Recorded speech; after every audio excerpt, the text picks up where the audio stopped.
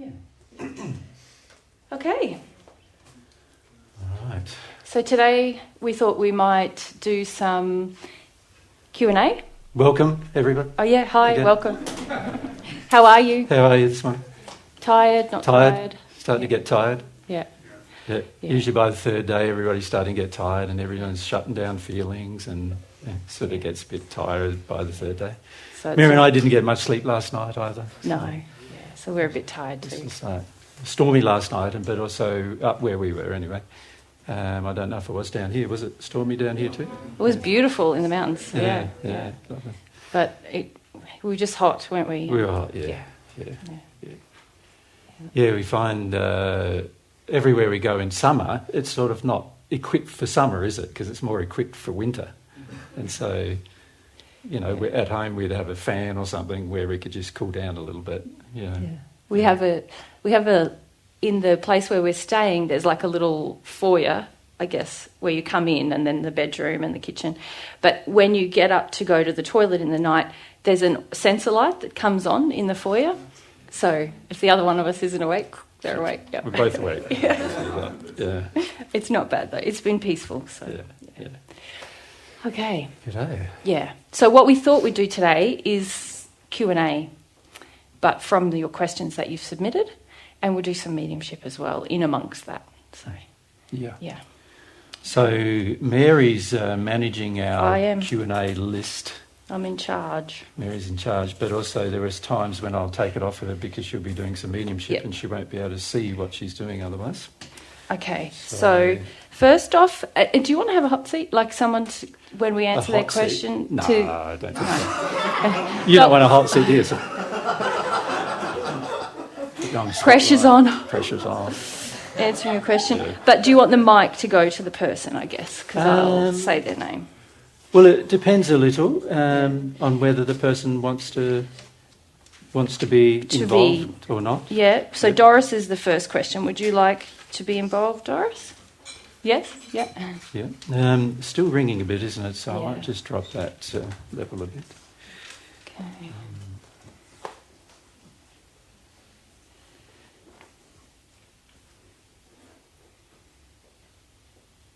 See how that goes.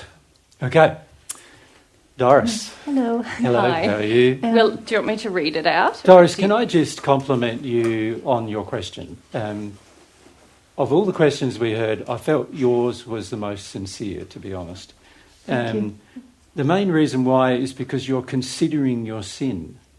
And this is something that's very unique amongst people generally. Most people are thinking, how can I benefit my own life? And they ask questions about benefiting their own life all the time. But they're not considering that actually a lot of the penalties on the soul that cause your life to not be very well managed on earth are due to your sin. And so a lot of times people think, I want to benefit my life, I want to progress, I want to, basically I want to avoid my pain, my future pain, by making good decisions. But it's all me. Like there's no feeling for what they've done in the past towards other people. And yet, from God's perspective and also from the law's perspective, the law of compensation I'm talking about now, that law is actually causing degradation to your soul as you engage new sins. And so the more selfish a person becomes, that's actually a sin. And so, it turns out that a lot of times we're so focused on self, improving self, we forget that actually most of the penalties that have occurred on our soul with regard to love are how we're treating other people. And your question was one of the very few questions that we've got so far in the entire trip, actually, so far, that was focused on what can I do to undo my sins against other people. So I must compliment you on that. I'll read it out, hey, and then if you want to add. If we want to repair the damage we have done, do we have to help that specific group of people that we've damaged or any group of people? Yeah. Have you got anything specifically in mind?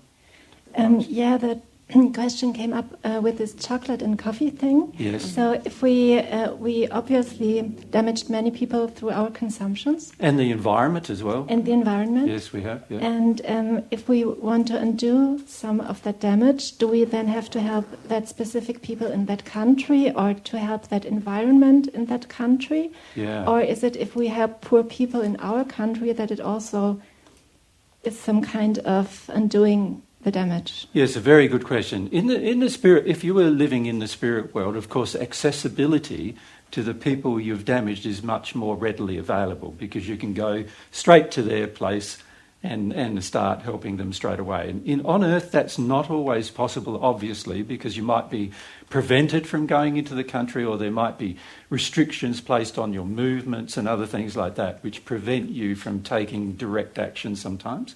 Not always, though, and it's quite rare on Earth that you're prevented from taking direct action. But in the spirit world, generally, when you recognise there's been sins that you've engaged that have harmed others, generally you want to help the persons that you've harmed.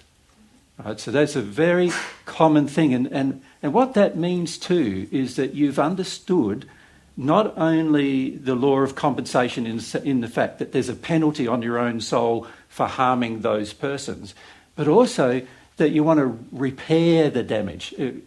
We call it reparation. You want to make reparation to the people you've harmed. So that's as soon as you are sincerely connected to your sin, you'll find you'll have two feelings. One will be, I know I'm guilty of the sin, and the other one will be, I want to do something about that to fix that. Firstly, I want to fix that in myself so I don't do that sin again. But also I want to make reparation to the people I've harmed in my sin. And quite often those two actions are concurrent. They happen at the same time. Where on one hand you're trying to undo the damage within yourself as to why you took the actions you took, finding the cause as to why you decided to do that thing. So in the case of chocolate, coffee, and these kind of seemingly innocent addictions, you would have a look at, well, why do you need those substances? And also the whole attitude we have of getting them as cheaply as possible. It often works out that a cup of coffee in some places is cheaper than the water you buy in the same place, and things like that. So how come it's so cheap? It's cheaper than the water you're buying, so what's going on there? It means, obviously, it's because we need them that cheap to have them every day and to have so much of it. So, what financial problems or what financial attitudes do you have towards these things as well is a part of that feeling of compensation. And then, on the other hand, we now are going, now I'm recognising the damage I've done to those people. They are living in poverty for the most part, in countries that are quite pretty and beautiful in the sense that they're all usually mid-equatorial countries, where they're around the equator, they have quite large rainfalls, a tropical environment. But many of those countries are very, very poor and have been, basically the resources of those countries have been raped by Western countries for many, many centuries now. That started once, the Spanish and the English and the Dutch, and they all built ships in the 16th century, and then they all went conquering the world, and they found all of these different countries that were full of resources, and that conquering of the world has now continued right the way through to our present day. And in fact, many of these countries speak the language of the country that conquered them, and many of the countries also are still owned or in a part owned, and many of their resources owned by the countries that conquered them. So there's a lot of continual damage that's happened over the last 600 years probably, that has occurred, and we have all, without often knowing it at the beginning, we've all become complicit in the continuing damage of those particular countries. So what do I do about that? I've got the damage of the people in those countries that I've been a part of, And then I've also got the damage of the environment in those countries that I've also been a part of, which also means all the damage to the environment that includes the degradation of species, the endangerment of species as well as the extinction of species. And so you can see that some of the things can't actually be fixed now. So an example of that is there's mass extinction of species through the mid-equatorial region of the Earth that has been going on now for over a century and a half, and that's resulted in the endangerment and also extinction of species in those areas, because whole swathes of tropical rainforest has been cleared for the sake of coffee and tea and for the sake of cocoa and other products. And so it's also palm oil also is happening all the way through Indonesia. So you get they rip out all of these rainforests, and of course that means all of the species that are dependent upon those forests now have nowhere to live, and they die off within a generation. Generally, they've got nowhere to nest or breed. They've got no way. Food sources have now dried up. They've got no method of reproducing, and unless they adapt within a year or two, they are gone. Now, some of the animals have adapted within a year or two, but most of them don't. Most of them just don't adapt at all, and they end up disappearing completely. If they're larger animals, they end up in captivity, generally, like orangutans or something like that would end up in captivity. When they're smaller animals, generally they get killed off and don't come back. And that results in the extinction of species. So I'm thinking my innocent little, cuppa a day or whatever, but now that I'm realising, there's a bigger problem here, and there's also the problem to the environment, but the bigger problem is the problem to the humans, because they are living in poverty. They often have higher levels of disease, higher mortality rates for their children. Many children, there's 50 million children dying but before they're 5 years of age in the world at the moment. So that's a lot, isn't it? 50 million children dying before 5 years of age. And a lot of that is as a result of the destruction of their environment, but also the destruction of their way of living and earning enough money to support family, particularly for many of them large families, because many of them don't have, contraception. Is it yes. Yep. Contraception. Yeah, it's a long time since I've used that word. And so naturally they have large families, and therefore it's even more difficult for them to care for their families. So you quite often find families, whole families of 20 people living on $1 to $4 US a day, a week, sometimes even, in those countries. And so they're very, very poor. They don't have shoes. They don't have much clothes. Fortunately, they don't need a lot of clothes because of the tropical environment. If they were living here, they'd freeze to death basically. But because they're living there, that doesn't happen. But obviously, they'd have no future. They have no way of... Education is scarce because everybody in the family needs to work from a young age. So if you're looking at all of that damage, obviously your heart will, if you're soft, if you're sensitive, your heart will go, wow, that's a lot of damage, What can I do about that? Well, if you think about it, there's a number of things that can be done, isn't there? Firstly, how brave are you? It's going to get down to, isn't it? How brave you are about fixing these things, particularly on Earth, because there's momentum towards extorting and abusing people who are poor. And actually nowadays you're going to find in the future that even middle class start to be poor because of what's happening. It's happening in your environment here a lot, where you've got to pay for every single thing. And they're also reducing the sizes of everything while at the same time keeping the prices the same. So it means you get less and less for paying the same amount. And so it ends up that more and more people get poor using these economic methods.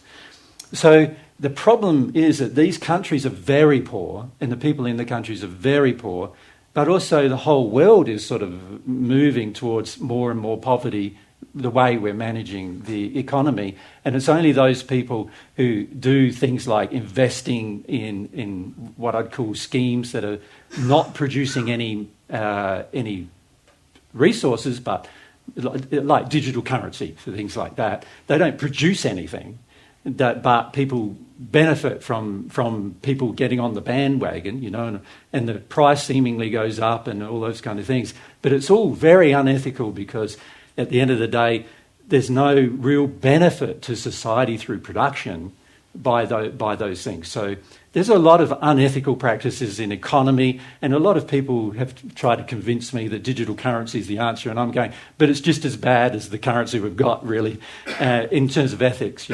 So the problem is that all of these problems are ending up with more and more poverty. So what do? We're many of us middle class here, right? What we'd classify as middle class, or at least we're not in poverty, in complete poverty. And so what can we do to help these systems change? And how brave are we to start these changes occurring on Earth? That's the real question. So the first thing I would look at is this.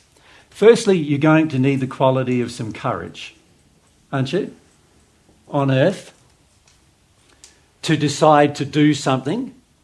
But if your heart is affected by what you've done in the past and you are sincere, you will develop this courage to get something done. The second thing that needs to happen on Earth is education. So one of the biggest places where you can help is to educate people of what's going on. So in your own environment, so let's say we're here in, say, Austria or Germany or one of these countries where we're doing these things, Belgium with the chocolate and all these kind of things, and we can start educating the environment. Look, this is what's going on for the sake of this particular thing. And we need to be brave enough to put it out there. There's lots of different ways now where you can share information, isn't there? In social media and other things, and also face to face is the really key one. So you could actually start some seminars and with pictures of this is what's happening because of this problem, and invite people along for free. You could run them at nights and weekends or whatever, and eventually people will donate to you. You could start a non-profit where people can donate to, so you can funnel funds to the people in those countries that are being exploited. But also, you could also go to the countries and see what they need, rather than sort of thinking, well, I know what they need. You could go there and actually have a few weeks there or a month there and experience life with them. What is it they need? What do they want? What is going to improve it for them? And then you'll start seeing that systems are a problem. Economic systems and production systems of the earth are a problem. So then we've got to start going through the process of talking about how unloving those systems are. So now the education process is now expanding to saying how unloving are the companies and governments that are running these systems, and but not only just how unloving they are, but think about and work through ways in which you can help them become more loving. Does that make sense? So there's no point just criticising something without offering a solution, right? So you want to be able to offer solutions. People are looking for solutions. So you would be involved in the process of trying to help people have solutions to these problems. So what's the solution to people who are growing cocoa plants? Obviously they're destroying forests and everything. Isn't it better that maybe they have some other production that doesn't do so much degradation to the rainforest in those locations and to the environment? The problem with cocoa trees is what they do generally, even in the national parks and everything. They clear, without the government's approval, of course, but they just, because they need the money, they clear parts of the national park and then they plant a whole heap of cocoa trees in the national park. And then, of course, the problem with a lot of subtropical and tropical rainforests is they've got very little topsoil. They're systems that rely on the cover to maintain the quality of the soil and the constant dropping of leaves and everything to improve the quality of the soil. And when you take all of that away, the quality of the soil also degrades very rapidly after that, and sometimes within a generation, that's all gone as well through erosion and other problems. So you have to understand the problems, and that's a part of your own education as well as, like, once you have your own education, you'll see the problems clearly, and then you'll be able to go, what do I do about that? How can I help that? And you can see, once you start this educational process of yourself and you're sincere and you love, you're focused on love. How can I bring more love into it? How can it become a more loving thing? So if people want to eat chocolate, well, that's one thing. There's all these plants and chocolate, cocoa plants are one of them. There's sugar cane, which adds to the sugar in the chocolate as well. And then there's other parts, obviously fats and everything that are a part of it as well. But they get added and it gets all refined and there's all processes. But how can I make them all more loving so that they make a lot more sense? Then there's also the process of educating the people who consume as to why they're consuming so much of it, isn't there? And that's, as you saw yesterday, a lot more difficult because it's the consumption that drives the damage, right? So you can't just go, let's go and change it for them in, say, Equatorial Guinea or Ghana or wherever they're growing the cocoa. You've got to go, okay, I've got to change the pattern of the people who are consuming this product. Now that you'll find is a lot more difficult because that's now about confronting people's addictions. And people don't like their addictions confronted at all. They're always in a fight with that. But you need to, again, have courage to confront addictions. Your own, obviously, as well as others. Now, if you look at all of that, you can see that if I confront the addictions in people, then people won't consume as much. That will then mean that companies are no longer making a profit. That will then mean that they won't put so much pressure on people like developing the product, right? And that then puts less pressure on the environment. So you can see that this is the more important, really, thing to do. And unfortunately, that's the thing nobody wants you to do, right? This is what Mary and I focus on in our travels. And it's also the area where almost everyone who listens to us doesn't like us.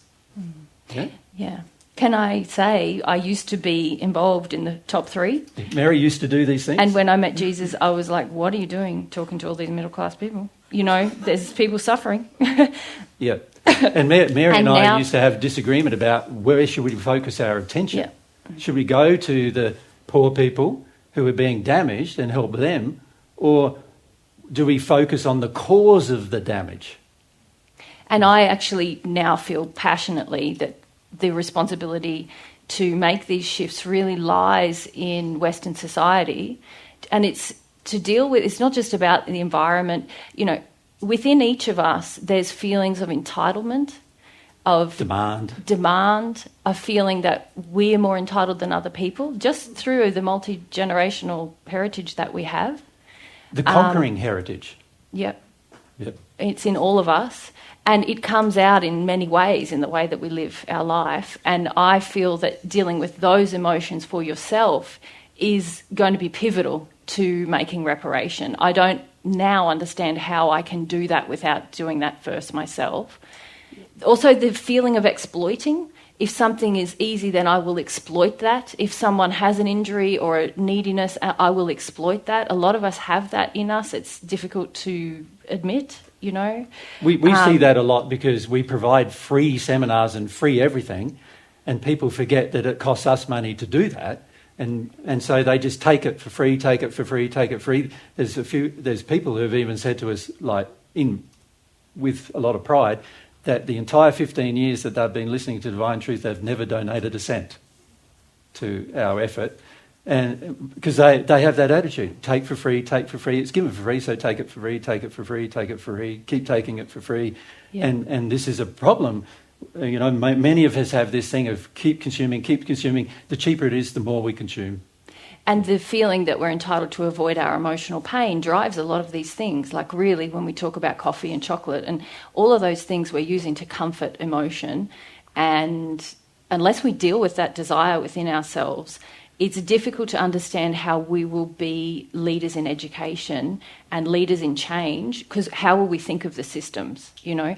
I'm not saying do nothing. I'm not disputing what Jesus is saying. I think if you do, but you must be committed to that spiritual work for it to be effective.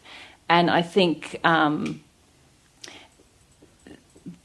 we've got to be careful of being, fix me is really the biggest, because so then these are sort of, you know, you can say courage is going to be required, but fix me first, then confront the addictions in others, then try to solve the issues of education and other things in the companies and everything that exploit these people, then try to help the people. Yeah. And I think in the process of fixing you, you will be led to action. Your heart will pull you towards action. And I think you'll also see the ways that you've exploited people in your own society and the way your greed has caused you to consume more than you need and all of those things. But I do feel that it's a spiritual solution, and I think we're the people to do that. Yeah. Yeah. Yeah. Yeah. Can we go up the back with the mic? Just right up there. Stephen? Just a quick question. I'm actually a Catholic. Yep. And I was wondering how you feel about the role of confession, especially because since my partner passed away a few years ago, there's obviously things that I regret, sins. Can we stay on this topic, though? You're asking the role of confession when it comes to seeing what you've done wrong? Is that what you're asking? No, it was about fixing your sins. Yeah, okay. fixing your own sins. Yeah. Yep. And okay. if somebody's passed and there's nothing you can do about it physically, but you're sorry about what you've done to them, True. then I found that confession was actually very useful and made me feel a lot lighter. As long as it's genuine and you know you wouldn't do it again. Well, this is the thing, Stephen. Yeah.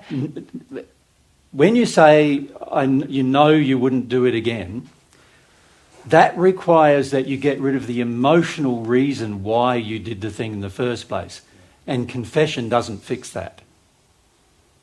So confession is a good start to the process of repentance, because what it does, you're acknowledging that you did wrong, right? But it doesn't fix the reason why you did wrong. The reason why you did wrong is there's an emotional reason inside of you as to why you did wrong. And from God's perspective, that needs to be identified and fixed. And this is what we notice most people don't do. So they confess, they feel bad, they feel guilt, and then they confess, oh, I feel guilty, I feel bad, I did the wrong thing, and all of that kind of thing. And they want forgiveness, but they want forgiveness without having to find the reason why they did the wrong thing in the first place. Well, I do know the reasons. I feel that I have changed over, 50 years. So I know that, for example, it might have been greed at the time, or this fixation on earning money or whatever. Yeah. But now my values have completely changed and it's reassessed. So I do feel as if I'm... Stephen, but the emotional reason why, though, still remains in you. So what you've done is you've used your mind to make adjustments in your life, knowing what you've done is you've seen the result and you've gone, that result was bad. I feel bad and guilty about that. I'm sorry for that. I'm going to now change my life by taking some action. And you have. So I'm not disputing that. But what I'm also saying is that process still leaves the emotion inside. You've got to go further than that, is what I'm saying to you. And this is something that... So what you've done is what I would classify as the natural love way of becoming clearer. But eventually, on the natural love way, you're going to have to find the emotion that drove the greed. So greed wasn't the emotion, greed was the effect of the emotion. And the actual emotion needs to be also addressed if you really want to become completely clear of ever doing it again. And this is something that most people don't properly understand on earth. And so what they do is they confess, they go through the process of feeling sorry, and then what they do is they change their actions from that point on, right? And they change their life from that point on. And generally, that's as far as they go. That's as far as most people feel they need to go or feel driven to go. But God's going to require more of you than that, is what I'm saying to you. Did your wife have abdominal surgery? Did she have cancer? Yeah. And is she... Because I feel her... Do you want to... We can talk to her I'll try, potentially. yeah. I feel like... We're getting a bit off the subject now, though. Yeah. But I think we've answered the other subject, haven't we? I think we have. Yeah, thank you for that. Yeah. If you can do something, Mary, to contact her, I would really appreciate it. Yeah. So I just felt the lady who'd had cancer who passed, and she... the issue that you're both having is that she can see that you have a lot of regrets about the early part of your relationship. But actually, yeah. But the issue is that she's wanting to reassure you that don't worry about that, Stephen. I still love you. And the Probably challenge... pay to let her talk directly, maybe, Yeah, okay. if you're comfortable with that. Yeah. Mary will let her talk directly until such time as she feels she's teaching you untruth. Does that make sense? If she wants to do that. She's never done this before, so your wife has never talked to a person on earth directly before, so it's a bit... She doesn't really know what to do, so try to sort that out. Yeah, so she's just saying, I love you, Stephen. I love you, darling. You know, I miss you too. I miss you very much, and I know you miss me. I'm sorry that I had to go, and I don't want you to feel bad about anything. I know... This is her problem. Yeah. I know that you... that my passing really caused you to question yourself and question in your missing of me. It made you feel like you should have done better, that you could have been a better man. But I want you to know that I'm still around you and that I still love you and that I wish I could hold you and I wish I could be with you often. I wish you would believe I'm with you, because I am, and you can talk to me. I hear you when you talk to me. Yeah.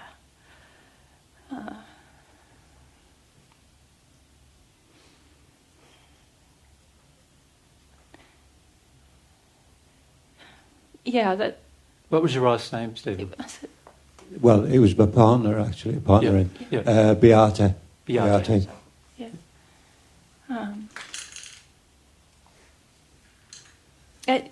Did you have children? I don't think you had children. No. The feeling I have from her is like, you know, you guys were in it together, and it was like she really wanted to fight and to stay alive with you. But I feel the trouble that she's having is that she's staying with you rather than moving forward with her life. She feels responsible for you, and she feels responsible for your sadness. Yeah.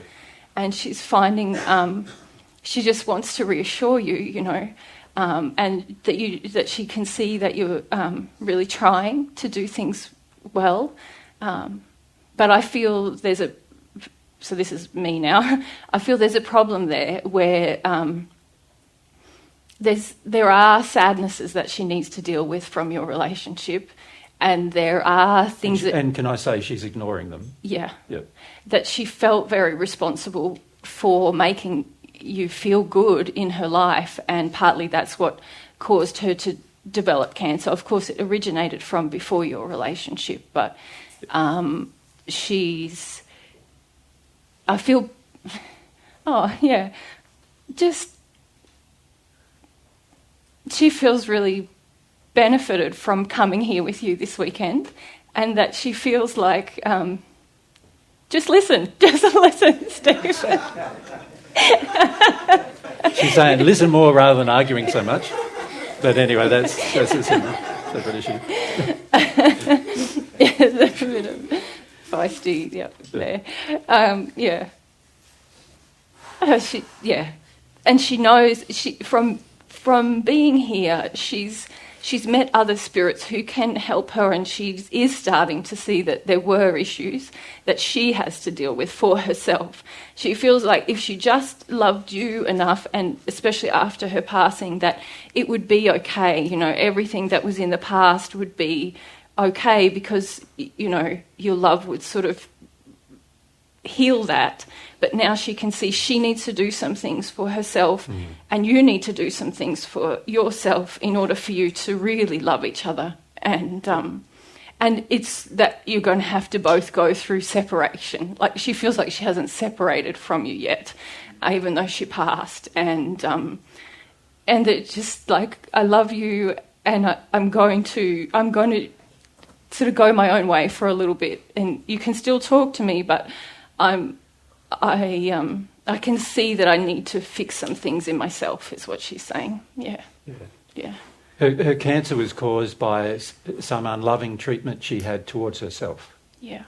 Right, and she's learning that in order to fix the results of it, she needs to fix the cause of that, which is very much related to her upbringing, her father, and a number of other factors. So, and also this desire she had to earn her worth by making a man feel good about himself, which is one of the main emotions that drove her to get the type of cancer she ended up with.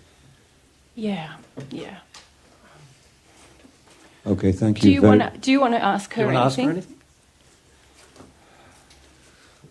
What's everyday life like in the spirit world? What do you do in a normal day? I have no idea. Okay, good question. Good question. Yeah.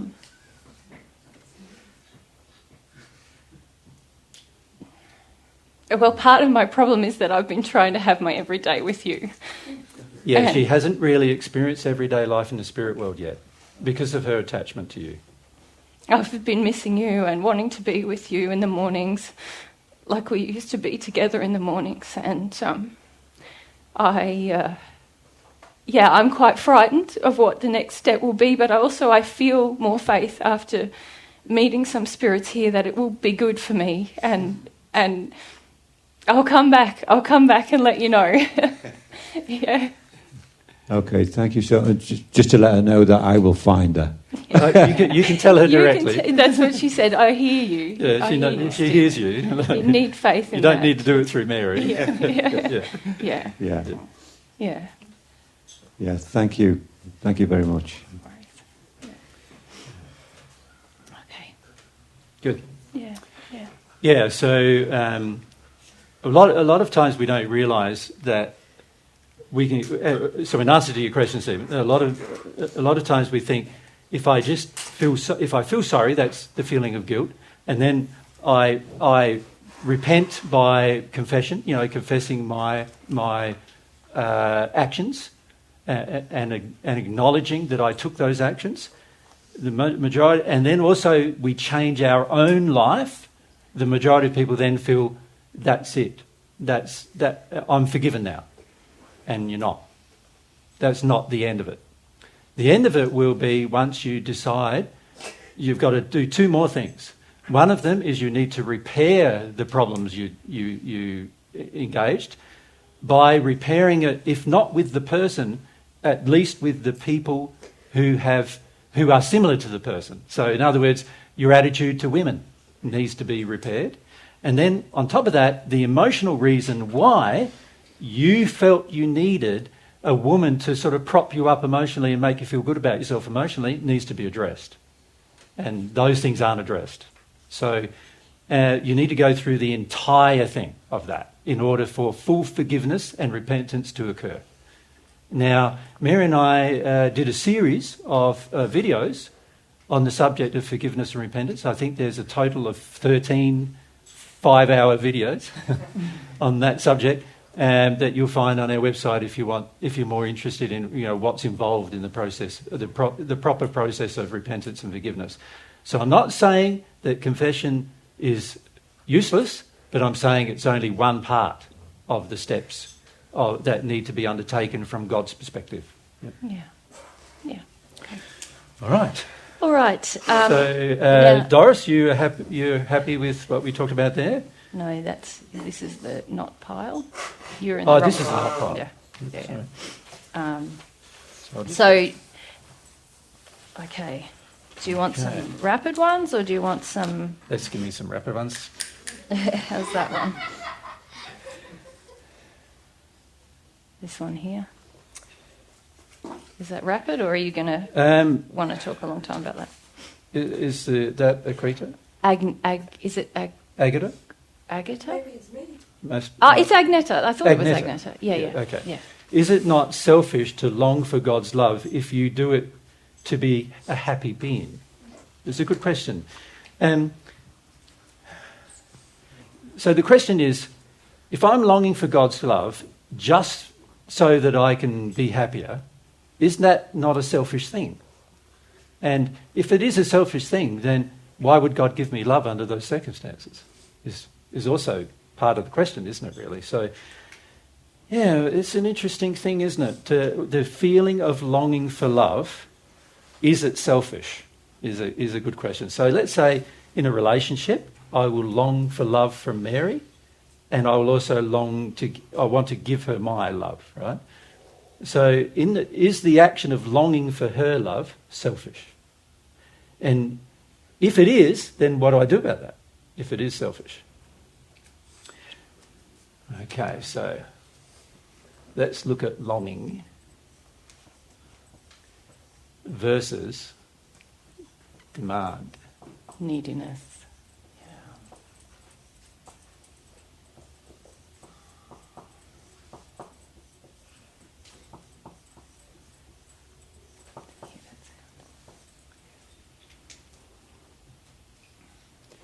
Can you see straight away, using those other words, you can start to see that there is a big difference between what I would call a passionate longing, right, and what I'd call demand or need or expectation. So the real issue becomes this. If I am in this state, any one of these states, when I think I'm longing for God's love, then it's not a passion just for God's love. It's not a passion just to receive it. There's all these things of going, and this comes from our upbringing a lot too, by the way. There's this general feeling in society that if you ask for something from your mum and dad, they should give it to you. That's a general feeling. And in fact, that feeling is growing amongst younger children. I don't know if you've noticed that, but usually the younger the person is, the more they even have that feeling. They should get everything they ask for. Everything. Now, that would indicate a demand or an expectation. So therefore, a person who's having that demand or expectation is no longer longing. A longing is this heartfelt desire just to receive, but no expectation to receive. Difficult. Mm. Yeah. And that is a more refined, you could say the longing is a sincere state. So that's sincerity. And these are insincere, aren't they? Because these are more selfish in motivation, and they also don't honour the fact that what you're longing for is a gift. Is it connected with love of self too? The longing, you mean, or yeah, if you have no love of self, is it easier? Oh, well, that's a different matter altogether now, isn't it? And it is not connected. Well, no, it is connected, yes, but Yeah. that's sort of like a different issue. Okay. These are things like where we're just fundamentally selfish. Like, In just, other words- God, take away my pain. I in want to other be words, happier. we think Yeah. we're the most important person in the universe and God should fix everything for me. You know, that's sort of these feelings, which means we have a high opinion of ourselves. But what you're now talking about Yeah, is having if a you have a low low- opinion of yourself, Yes. right? Yes, now having a low opinion of yourself is interesting because what it does is it prevents love from flowing to you because you feel you're unworthy to Of it, receive yes. it. Yeah? And so you could say the longing then gets tainted by a feeling of unworthiness, Yeah. right? And in other words, we are no longer really longing for something because we feel unworthy of Yeah. receiving. Now, what we find when we're talking to groups of people is generally they either unworthy. Yeah, I'm just, Jesus is a bit tired. I just worked it's it out. very I'm cute. a bit unworthy. tired. Unworthy. So what we find in our travels is that when we talk about receiving love, there's groups of people who have quite a high opinion of themselves, which, by the way, many of you here do. And so you have these things towards God if you think of God at all. Now that obviously is not a sincere longing, right? But then there's another group of people who feel like that they're insignificant and unequal to others, and they feel like God wouldn't want to know them, and they feel like God wouldn't care about them, and things like that, right? And that's a lot because they've had a childhood where nobody cared about them, and nobody really wanted to know them, and nobody really wanted to know the person themselves. And so they end up feeling this feeling, and then they want God to make that feeling go away. Yeah. But that would then mean that the person who's feeling unworthy is no longer sincere in their longing. Because wanting God to make a feeling go away, God's going to go, well, the feeling's yours. You need to let yourself feel it so it goes away. You follow? Yeah. Yep. So the issue then becomes, well, yes, there are many times where we have what we think is a longing, but there are demands, needs and expectations that we're projecting at God. Or we think we're unworthy to receive as well, and then we don't even ask God. We don't even long anymore for anything. We just think, what's the point? He's not going to respond. He's not going to care about me. Now, you can see that unless we deal with that emotion, it's unlikely we'll have a sincere longing. Does that make sense? Yep. Yep. So both conditions need to be addressed in order to have a relationship with God. The condition that we think we're pretty good and that we should be able to demand and get whatever we want, that needs to be addressed. But also the condition that we think we're unworthy and we're not allowed to receive because we're unworthy, or that God won't listen to us because we're unworthy, that also needs to be addressed in order for our longing to be sincere. This is essential. It's essential. Yeah. Of all the problems that I've faced in this life, of all the problems I've faced in this life, the very hardest thing I've found to deal with is lack of love of self. Yeah. And I'm still doing it. And the reason why I'm looking like I'm growing old and everything is all because of the lack of love of self. Yeah. What I now, with regard to loving others, have ironed out most of my issues, but when it comes to loving self, I've still got quite a number to deal with. Does that make sense? Yes. And I've found them especially difficult because from the time of my being born, I've been attacked by large groups of spirits my entire life, right? And now, on the average, like I said a few days ago, I get attacked on the average all day, every day, by millions of spirits, all the time.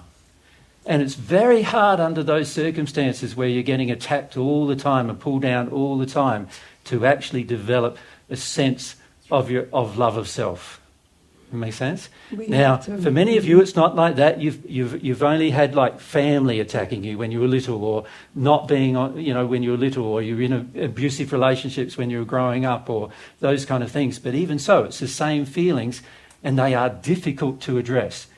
Mary and I both are finding them the most difficult to address.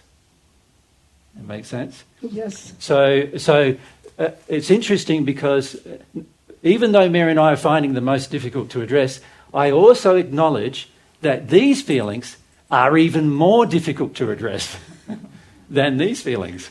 So what I notice is the people who have these feelings, but who do feel worthy, are actually quite arrogant, and arrogance is even harder to address than having a low sense of your own worth.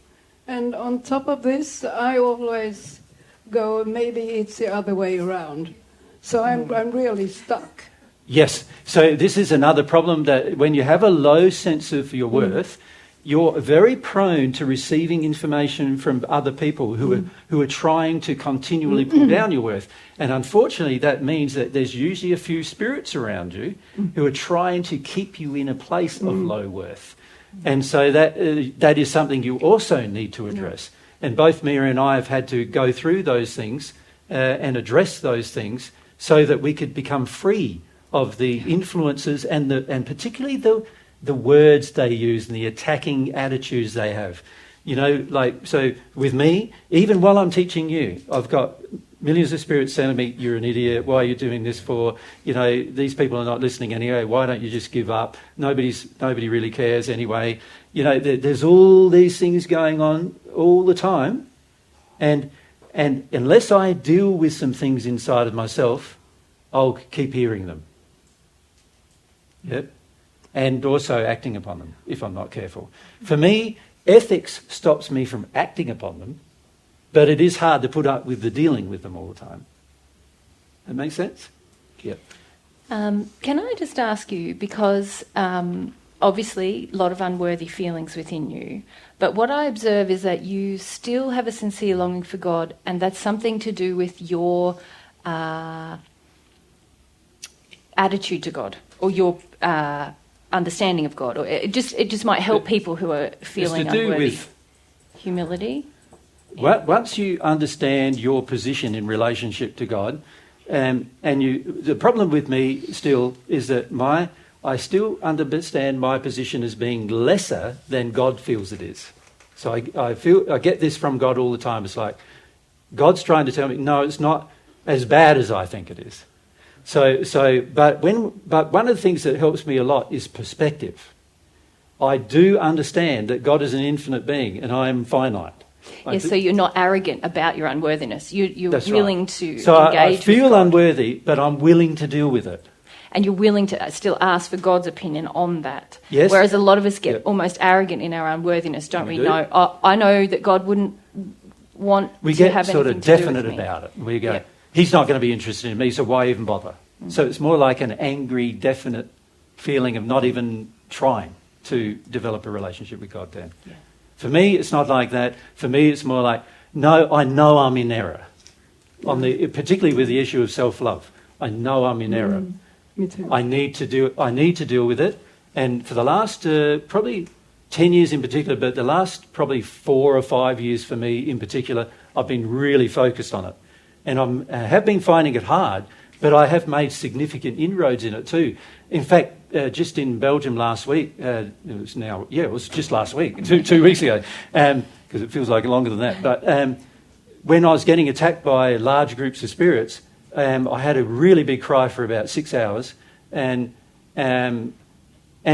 something left me because I feel my bowels started to work better than it's ever worked before, and things started to improve a bit with me with regard to my sense of myself. So I got attacked by all those spirits, but that triggered me into the emotion. Once I felt the emotion, that the attack alleviated, it stopped the attack. I said to Mary, after being attacked for a solid 4 weeks, probably up to there, but particularly really bad once we arrived in Belgium, I said to Mary, after I had that cry, I said, Mary, I'm going to get better now. You know, I could feel I was going to get better now. So it's about being humble to the process of processing through the emotions. Yeah? Yeah. Now, if you're not humble to the emotion, then you're going to project that emotion in your relationship with God. So if you're not humble to being unworthy, you're going to say, I am unworthy, and you're going to be so definite about it that you're not going to have a sincere longing for God's love. So you've got to be humble enough to just feel what you feel. So there's many times when I come away from a group like this where there's lots of projections. Most of you don't realise how uncomfortable they are. Particularly a lot of condescension and internal feelings of ridicule at times. A lot of judgment and criticism. And a lot of criticism about what I'm saying as well, frequently. So sometimes I come away from a group and I have a cry for a whole day. Right? But that doesn't stop me from doing the next group. Does that make sense? If you're humble, you're just, it's a good thing you're doing, so you'll do it. Yeah? So it's very important that this feeling is addressed, but also that it's dealt with in a proactive manner and not in a manner where you're angry about it, about dealing with it. Yeah? But rather in a more positive manner where you're just humble. This is what I feel, and I need to work through why I feel it. Now, for myself, I know the reason why I feel it is because I'm getting attacked all the time. And I've been attacked ever since I was a little child, right from the time of birth. I've had people wanting to kill me since I was born. So, with large groups of people wanting to kill you, if you're not careful, you'll start thinking you're not worth living, right? You're not worth anything. And so I know that's the reason, and that's what I've got to grieve. If the more I grieve that, and that's partly what I grieved in Brussels 2 weeks ago, the more I grieve that, the less I feel like I'm unworthy. And the less I feel like I deserve that attack. Right? So very important to address that emotion, because that's going to stop you from having a sincere longing for God's love. Yeah. Thank you. Good question. Yeah. Yep. All right, Dylan, do you want to go? That was meant to be a quick one. That's right. Are these quick ones? Because otherwise, if they're not, let's not do Can them. trading on the stock exchange or... I don't know what that is. Forex? Forex? Forex? Yes. Be loving? No. Here we go. There's 3, actually. Okay. Yeah. Hey, do you want me to How do I get over thinking I know it all? Get some perspective. It might sound funny, but it's true. If you think you know it all, you haven't got perspective. It's a good question, though, because at least you're aware that you know it, that you think you know it all. A lot of people who think they know it all don't even acknowledge that. Yeah. Now, with trading on the stock exchange and everything, the world's economic system is very, very unloving. When you're trading, you are making money off of the losses of others or the imaginary value of a thing. Now, there are things on earth that do have value, such as, homes for people, food for people, and all of these other kinds of things. But there's a lot of things that are on the stock exchange that have no value to humanity whatsoever. In fact, they are purposefully degrading humanity. An example of that is like Facebook. It degrades humanity. It feeds addiction. That's its only purpose. Totally degradation. And most companies, unfortunately, that are listed on the stock exchange are trading in information only, and they're using your information in an unloving manner. So the reality is that it's very, very hard. If when you say, is it trading on the stock exchange can be loving, if the stock exchange could become loving, you could turn it into a way of raising funds for good ventures, couldn't you? You could turn it into that. But see, even the idea that you should make money from doing nothing yourself is unethical. Yeah. Right? So don't think it isn't. It is unethical. If you think it's good to make money from doing nothing, all I got to do is put a bit of money and I get more money back without having done a single thing to do that aside from putting the money in, then you are unethical. Simple as that. Right? And anything based on a lack of ethics, God is trying to destroy. So God's trying to destroy the stock exchange. So you using it is propping it up. So No, definitely not. All right, and the last one. Do you want to ask about that? Yep. Yeah. Oh, yeah. Yeah, keep your hand Keep up, your hand up, otherwise so. they can't see. So I have some Bitcoin, but Yep. if I sell it, then I made some money. So I'm wondering. Well, now what's you've got the- it. Get rid of it and use the money for a loving purpose. At the moment, it's being used for nothing or an unloving purpose. Okay. Yep. So use it for a loving purpose. Do something with it that's going to benefit the world, not just yourself. Because you think about it, most people have investments just to benefit themselves first. It's fundamentally a selfish system. And so this is why, and to be frank with you, I can't say enough bad about these systems. And the majority of people who hear me say these things want to fight and argue with me to the end of time. I understand that. But at the end of the day, if you knew God's opinion, you would be disgusted with the way in which the world's economy is running. So if I donate it to you guys, is that? Well, that's now what you're doing is you're saying, oh, I don't know what to do myself with the money, so let's give it to someone who I think will use it right. Now, I'm not against you donating your funds to me because I know I'm going to use it not for selfish purposes, right? I know that, but I would prefer to see you decide on what it is you're passionate about that's unselfish and that was going to help the world, and you do something about that cause. Because that helps you develop your will, Yeah. which is, remember, God's desire for you.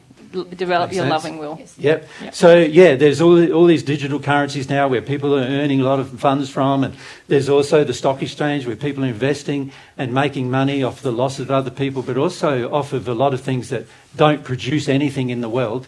And then we say, now I've got funds, now I can do the right thing with those funds. Crap. You just earned them in the wrong way. So how can you do the right thing with them, right? So my feeling is if you're in these systems, my feeling would be get out of them and do something more positive with them. To be frank with you, there's many people on earth, particularly in third world, that don't even have a home to live in. Right? Build one for them. In a third world, it takes less than $10,000 to build a home for somebody, right? Go and build 5 if you've got that, for them. Do something positive so that somebody's actually benefiting. Now, I'm not saying provide it necessarily for free to them, because they need to also learn that everything has a cost associated. You've got to maintain it and other things like that. But if you do something like that with your funds, that will have a benefit to people, and rather than just sticking in a financial institution or a financial blockchain that basically is just sitting there, chewing up server space, chewing up resources, chewing up power, chewing up, if you understood how much power goes into one server farm just for the sake of keeping Bitcoin and other blockchains alive, you'd be shocked, right? Because we don't look at all of that. We don't look at all the damage we do.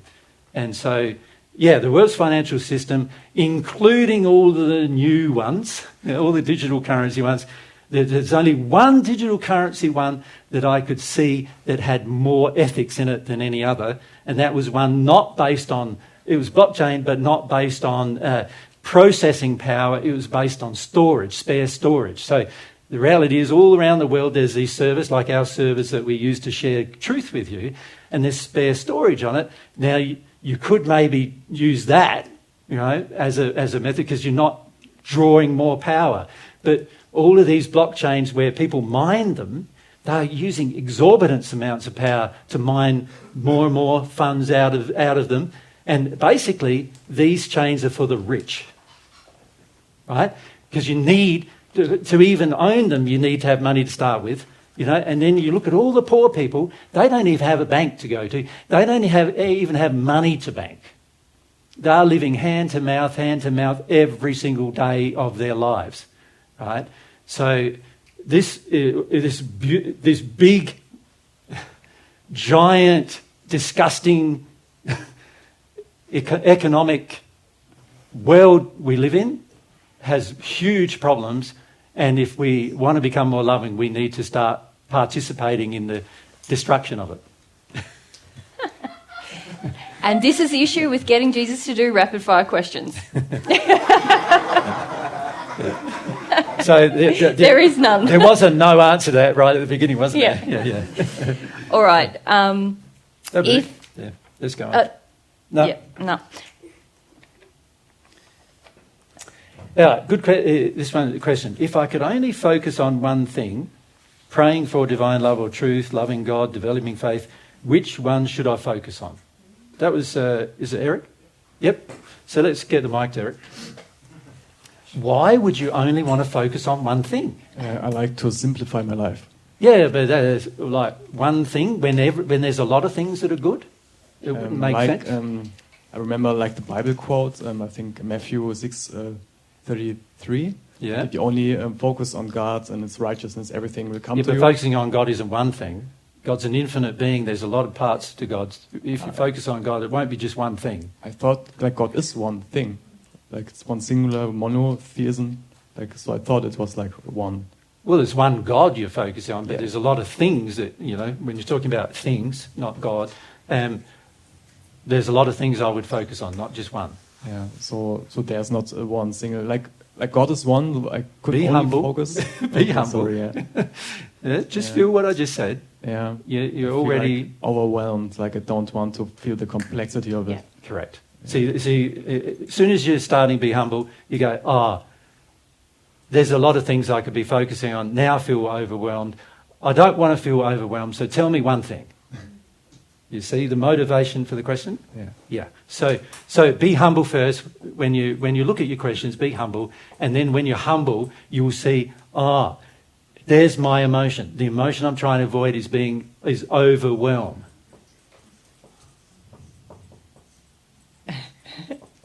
It's all right. WH. Yeah. It's overwhelmed. That's the emotion I'm trying to avoid, isn't it? So it's interesting. When I'm humble, I start to feel my motivation for asking the question. And because my motivation is impure, any answer somebody provides, you're going to start filtering out through the impurity of the thing you're trying to avoid. You understand? Yeah. This is a very important thing to learn. So this emotion needs to be felt. And for many people, particularly many people who've had everything sort of provided to them, so in particular people in Western society have a lot provided to them. Like I know of people in the third world, they're 25 years age, which is, what age are you? 26, yeah. Yeah, it's similar to your age, right? That they have 18 people to care for. They've got a wife, children, extended family, uncles, aunts, everything, all living in their home. One home, no walls, no dirt floor, and they've got to provide for 18 people and they're 25 years old. Almost everybody in the West never experiences that when they're 25 years old. When I was 25 years old, I had 2 children. But even that's quite unusual nowadays, isn't it? Usually having children is in your 30s or something like that nowadays. Right? And so we don't realise it, but we are really quite, what I would classify as, I don't know,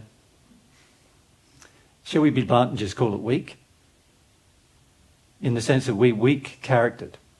We're used to having everything put on our plate, and so when two things are put on, when two things are demanded from our plate, we go, I'm overwhelmed now. I can't decide which one I should give, or those kind of things. So we get overwhelmed in Western society. We get overwhelmed very easily, and in particular, we get overwhelmed with having to feel some emotion.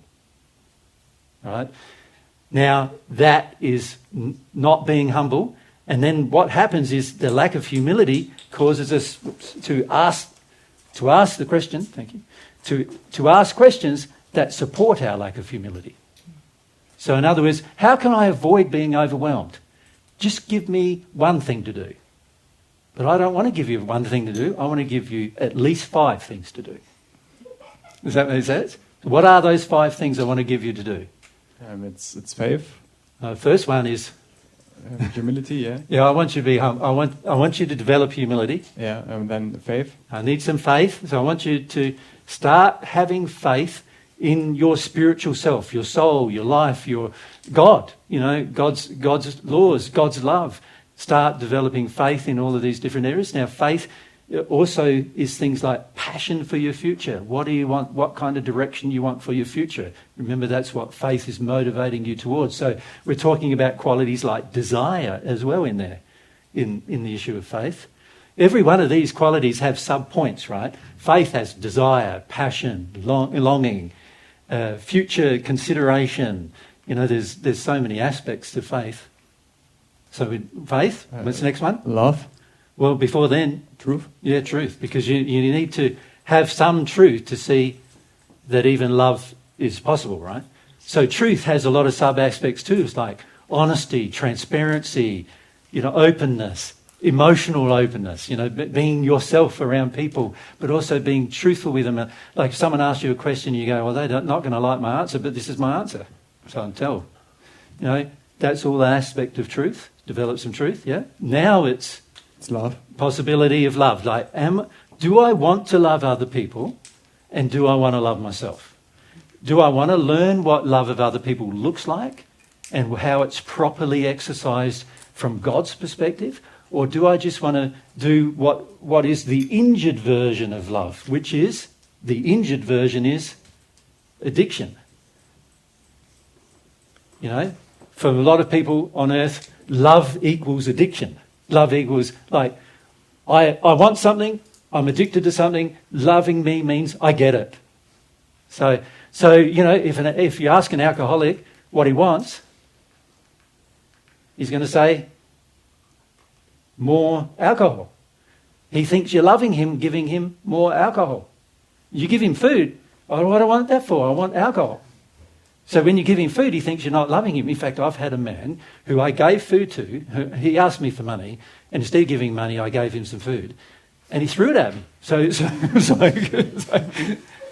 know what I mean? He was being loved, but he didn't want love, right? He wanted addiction. Okay? What else? Action. Taking action about all those things. Yep. So most of us in that process will start feeling overwhelmed at all different times. We go, oh, there's this to do with, oh, there's that to do with, oh, no, there's that to do with too. And oh, there's my sin as well. Oh, God. And feel it. Be humble. You said one word that really hit me. It was the word weak. Yep. And I feel very weak. I think you can see it in my body, like it's my emotion. Yes, we in Western society, we are particularly emotionally and spiritually weak. We don't have much character. And what I mean by character is we don't have much moral fortitude. We don't go, wow, these things are good, so I should be doing them. We go, give me one of them to do, because doing 5 of them is too much. And that's because in our childhoods we've been taught you only need to do a little bit, just enough to pass, or just enough to get an A, or just enough, not be passionate about it. Just do enough to get you through life. And in a lot of times we've been there's a term, isn't there? Mollycoddled. I don't know if that's a term. How do you put that? How do you say that in German? What's Mollycoddled. When somebody's nursed you and babied you and Betüdelt. What was that? So say that in the mic for me. Verhätschelt. Verhätschelt. Yeah. So mollycoddled and nursed and you're babied. okay, darling. Don't worry. And so it's too hard, and we grow up being an adult, but we're still really a child who wants that. And that's where the emotional overwhelm feeling comes from. Yeah, I sort of. In my Mary's life, it's a busy life. Trust me. It's like, a lot of people think we've had a rest for 5 years before we came, right? And it's not like that at all. It's like we are working flat out 12 hours a day for the most part, right? And we have to, because of the lack of love of self, we have to teach ourselves to get rest. That's how busy we are, and get in terms of doing things, getting things done. In being productive in life, that's you will come to enjoy that. You will come to enjoy being involved in this and involved in that, and enjoy the the productivity of your life, doing things in particular to benefit others, will make you feel more proud of yourself. Yeah? It's like the overwhelm. You sort of need to go through the overwhelm to realise your full potential. At the moment, when we're in the weak in character, we think, oh, I couldn't possibly, or I can't, you know. But the more you let yourself have desire and be overwhelmed, then you realise, oh, I can do this and more, you know, if I just keep letting myself be overwhelmed. Yeah. The bigger your emotional capacity, remember yesterday we said God wants to stretch your emotional capacity. The bigger your emotional capacity, the more you can handle. For many of us on earth, we have very small, tiny emotional capacity. There's this, you think of your soul, what's happened is it's shriveled up and dried up and dried up and shriveled up to the point where it's so tiny that you can barely handle anything, right? In fact, a lot of people, when they pass in the spirit world, say their soul has died. That's how dried up it has become. So what happens, though, is if the more you get stretched, the more of love you receive, in particular from God, the more you get stretched emotionally, the more you deal with your own emotions, the more you're capable of dealing with more emotion, you become, your emotional capacity expands. You can handle more things. That's a good thing. You'll end up with a lot of confidence in yourself, being able to handle anything. And that's a good thing. So true strength is to be willing to be overwhelmed and to embody the 5 things. Correct. Yeah, Thank you. very strong. That make you strong. Yeah. Make you strong. Very strong. We just go back to... Isabella, is it? Yeah. Can I ask a question to the further question about the money and the Bitcoin? Right, do we want to go back there? I don't know if I want to go back there. That's okay. There's more important things. Yeah. I'm not saying, of course, that it's not ethical to deal with those things, because you need to become in harmony with love, you're going to need to deal with ethics in your life. That's a fact of life. And a lot of things I say are going to challenge you, but you're going to have to be humble. You know, let yourself feel about, is there love in this thing? And that's a general rule for most questions you can ask. Is there love in it? You know, am I loving others? Am I loving myself doing this?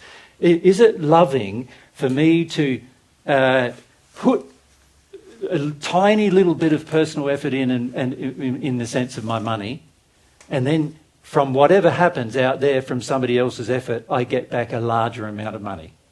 Is that really loving? And also, is it sustainable for the whole world for this to occur? You know, are we going there? Are we? Are we going to Bitcoin? Let's go back there. Just go back to Isabella. What if it's not my money? I inherited from my grandma, but like from my mom decided that I should get it. So it's not from my grandma. Yeah, there's no problem inheriting money. What are you going to do with it? I think it's not for me. It was not the purpose to go to me. Well, it is. It's arrived in your care. Yeah. Now you have a responsibility. Yeah. Are you going to love people with it? Are you going to use your money to love? Or are you going to use your money for selfish purposes? Or are you just going to decide, I'm not going to make a decision at all, I'm just going to store it for a rainy day? What's the worst thing you could do out of those three options? Let me just say, don't you think that this is a rainy day? Like, look at the state of the world. Does it look great to you? No. So we're in a rainy day.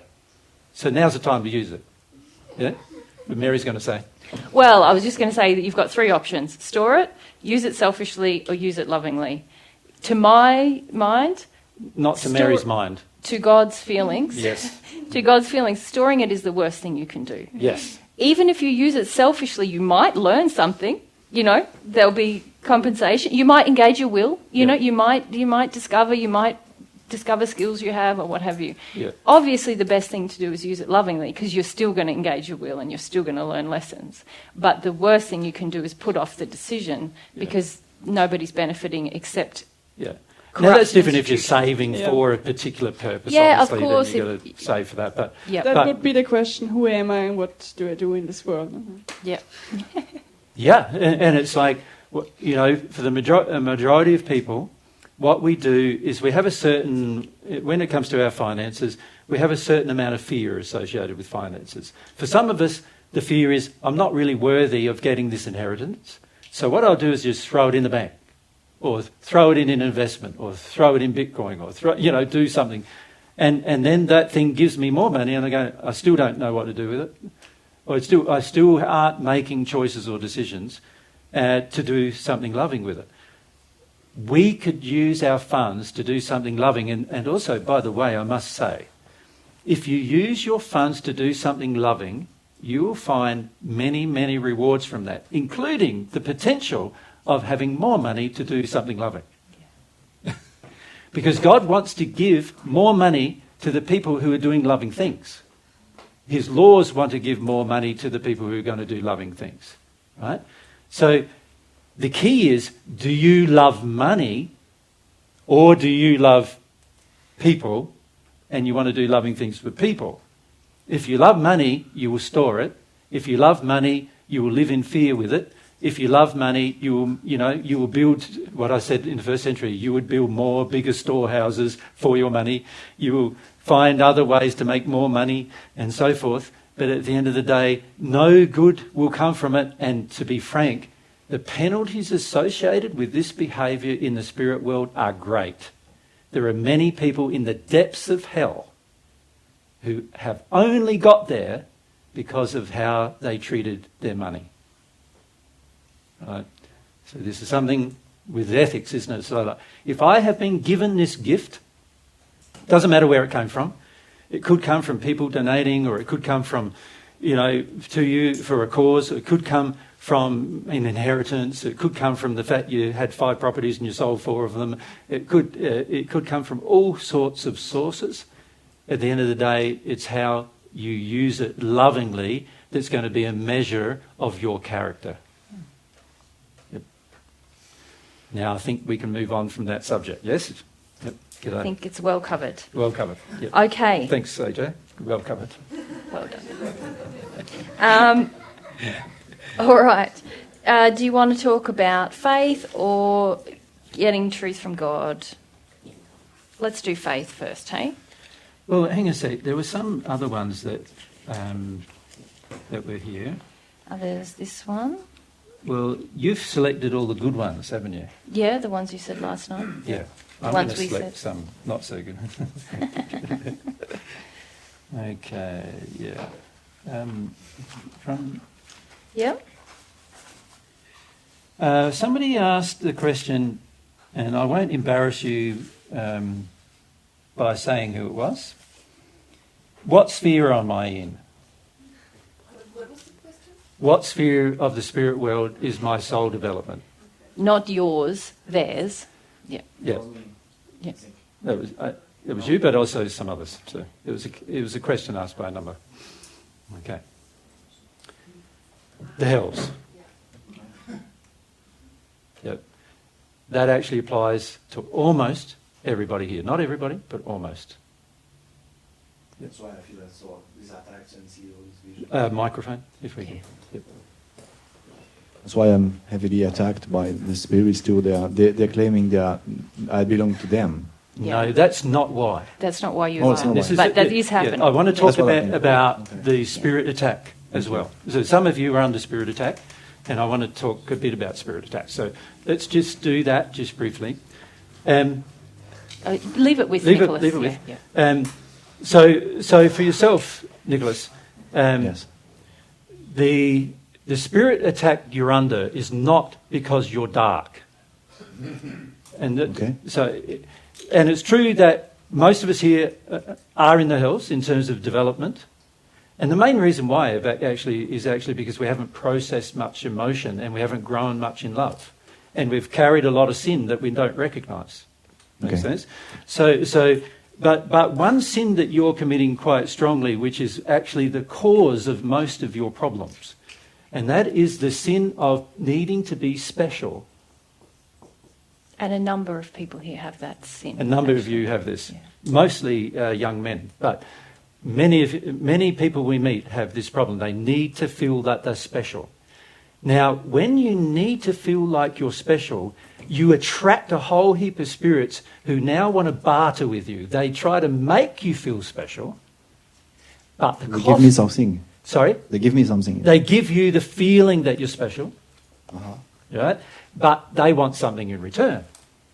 They want control Yeah. of your life. Power, and they control Power me. over you. They are in the power so much. Correct. And I correct. felt that 2 days ago I was acting, masturbating myself, and after I felt that I was under the power and the control. They said, I'm your master, and I said, no, you're not. Yeah. It's God, my master, and I was on the ground, and then I said, no, you're not, but they're here. So using my sexuality is like It's big a holes. Big area. where Big they're area of connected. holes for you, yes, the sexuality, yes. But again, this is the bigger problem. Because I want to feel special. Yeah. And you Well, don't feel special. No. No. But you need to go through being humble to feel the emotion that you're not special, right? But you want to be more. You want to be worth more than others. I think I'm in the other way. Like I feel unworthy, and Oh, I agree. You want to avoid that feeling so much That that you you're want the willing to opposite have to it. interactions with spirits who want power, and then they give you this feeling: I'm powerful, I'm special, I know They things. make you that- feel like you Yeah. know things. They make you feel like you're better than other people because they can't see things that you can see. so I feel so unworthy inside me, like it's not salt, that I attract and I act like I want everyone to feel like I'm special. I'm over the other ones. Yep. Then I'm very alone. In fact.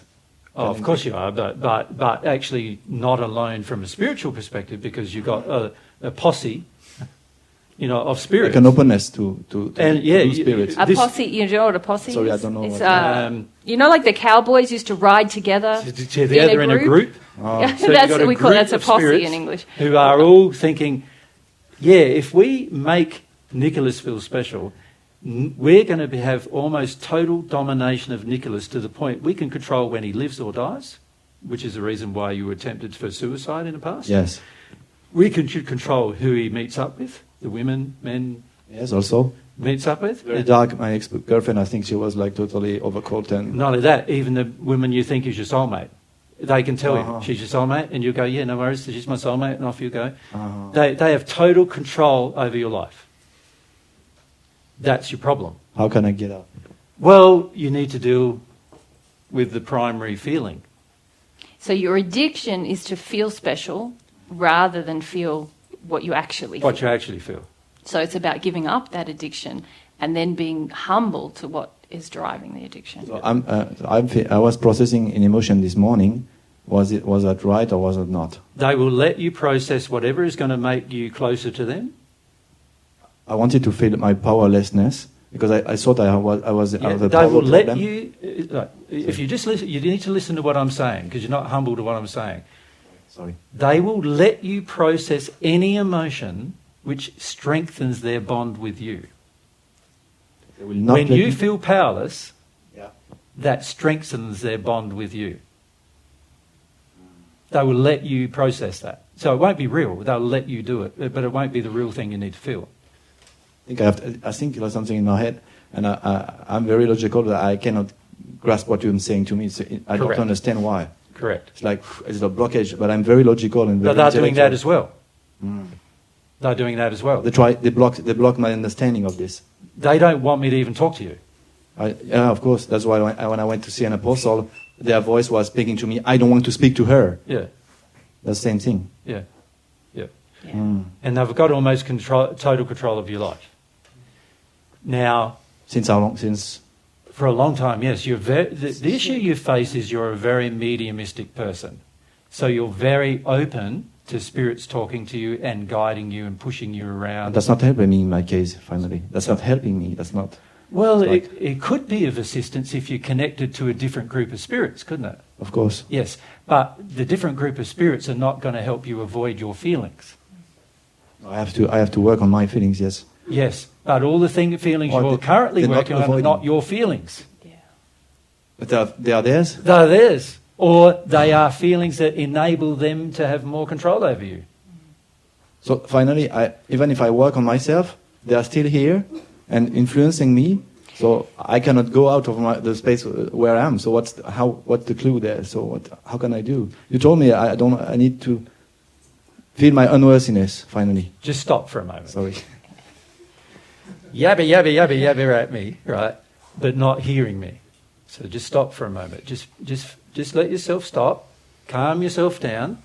You're a bit panicked You're because panicked. they're like... They're triggering your panic. They're threatening you. And the more they threaten you, the more panicked you become.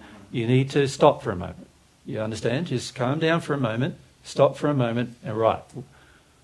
What can you do is the question. Right? Now, the very first thing that needs to happen is you need to be willing to deal with emotions that you don't want to deal with. Right? So the first thing is be more humble than your being. The second thing is face some truth. These spirits are not helping you.